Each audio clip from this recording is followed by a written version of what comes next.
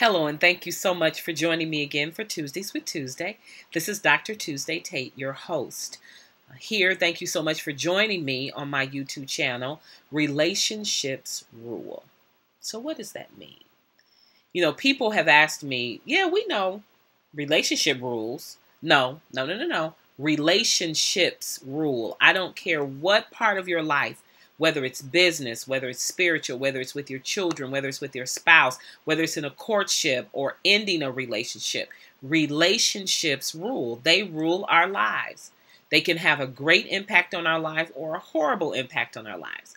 So it is my desire to help us to have healthy love relationships. So we had started talking about his needs, her needs from the book, and we did our session on his needs. Now I want us to talk about her needs. So just a little reminder, the needs of a man: sexual fulfillment, companionship, attractive spouse, I forgot about that one, domestic support, and admiration. So what are the primary needs of a woman? Well, they are. You ready? Men, I hope you're listening to this. Get a pen, get a piece of paper. You ready? The primary need of a woman is affection, conversation, honesty, financial support or security, and then family commitment, or commitment overall, really. Really, we need to know that you're committed. You're committed to this thing, whether it's just me and you and we have children or not, but you're committed to family. You're committed to the end of this thing, the destiny of this thing, not just the start. So, affection. What does that mean? First of all, women, you need to know what that looks like for you, because my level in need of affection may be different from someone else's. I have people say, oh, I'm not a very affectionate person. Really? Really? Probably because you haven't had someone show you good affection, what a good touch feels like, what a good love relationship touch feels like. And so you're not an affectionate person. Often we put up barriers because of things that have gone on in our lives because of unhealthy touches that weren't good.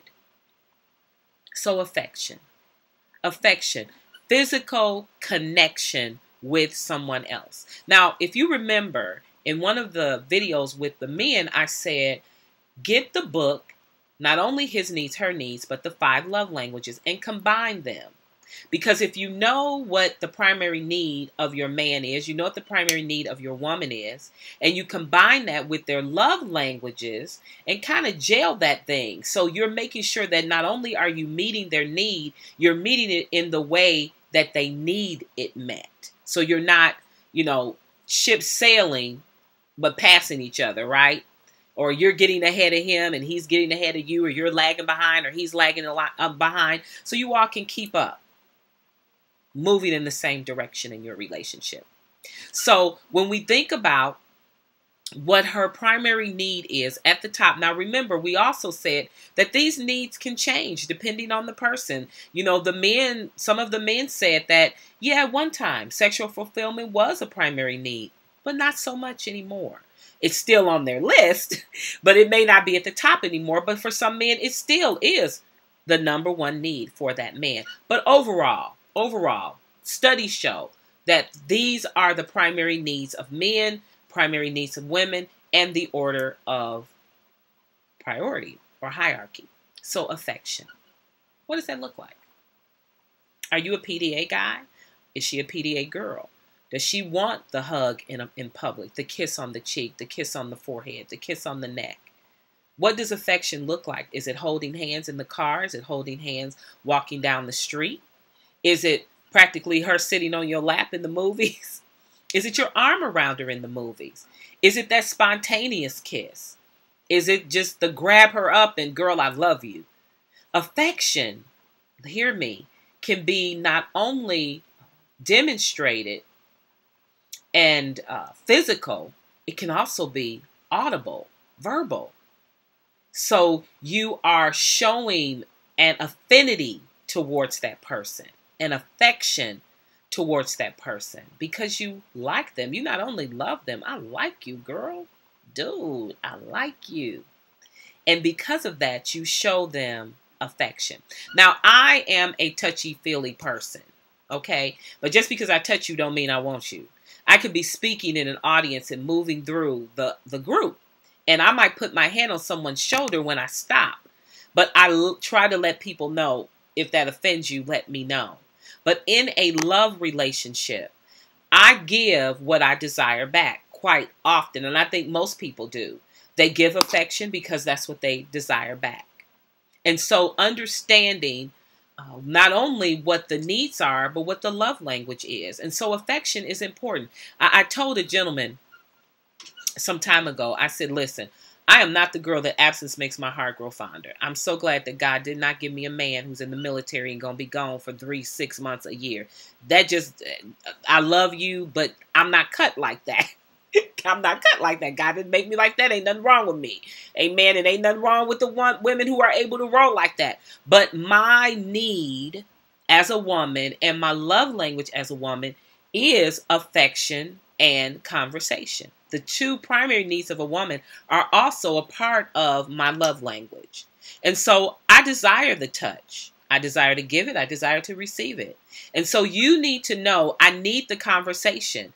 I need to not only have it over the phone, if you are so fortunate for me to allow there to be conversation on the phone, because I don't talk to a bunch of men on the phone, or I'm in your presence. I need that. I need that stimulation of conversation. Now, I am one of those people.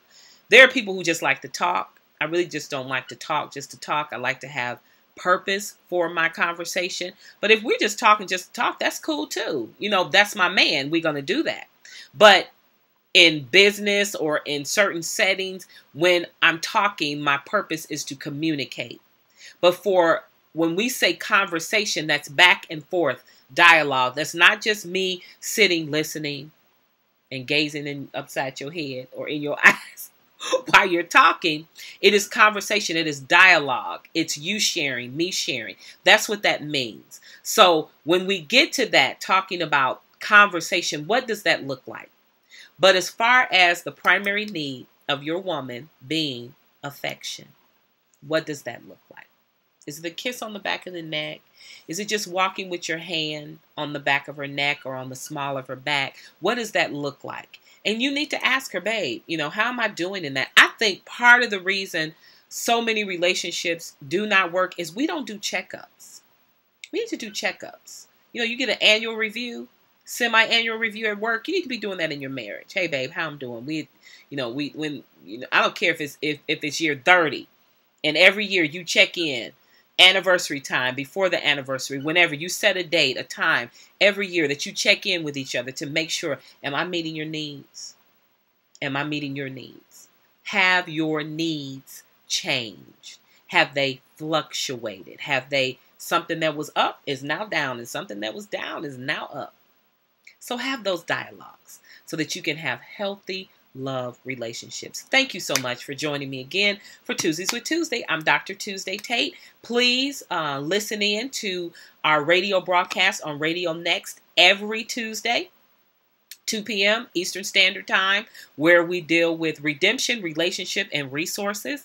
And lately here it's been a lot about relationships. So do feel free to join us any Tuesday from 2 to 4 p.m. Eastern Standard Time.